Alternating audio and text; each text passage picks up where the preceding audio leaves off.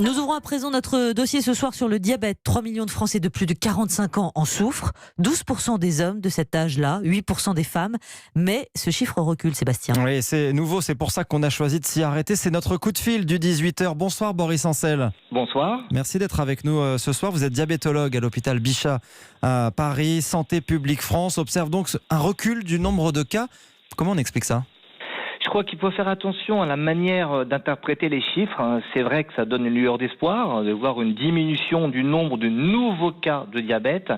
Mais attention, on n'a aucune explication qui permette de se rassurer et on ne peut pas exclure dans ce type de méthodologie des biais, à savoir est-ce qu'on traite toujours aussi bien les diabétiques, peut-être qu'on les traite moins, auquel cas on en détecte moins, ou encore d'autres biais. Donc derrière cette lueur d'espoir, il faut bien rappeler que le diabète, ça reste une maladie extrêmement prévalente en France, et pour expliquer les choses, eh bien, il faut continuer à faire des analyses, voir est-ce que simplement on a davantage sensibilisé la population, on l'espère, mais il faut rester très prudent parce que les personnes les plus touchées par le diabète sont les personnes à faible niveau socio-économique et souvent ce sont ceux qui sont le plus mal informés, donc à confirmer. À confirmer, mais néanmoins, ces 2 dernières années, le diabète avait tendance plutôt à augmenter à cause du surpoids.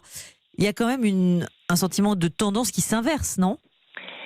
On espère que c'est une tendance qui s'inverse, mais je pense vraiment qu'il faut être prudent parce que, comme vous le dites, il y a une augmentation de la prévalence du surpoids qui, mathématiquement, est responsable d'une augmentation de la survenue du diabète. Donc, ça reste des chiffres vraiment difficiles à interpréter et à comparer avec les chiffres antérieurs.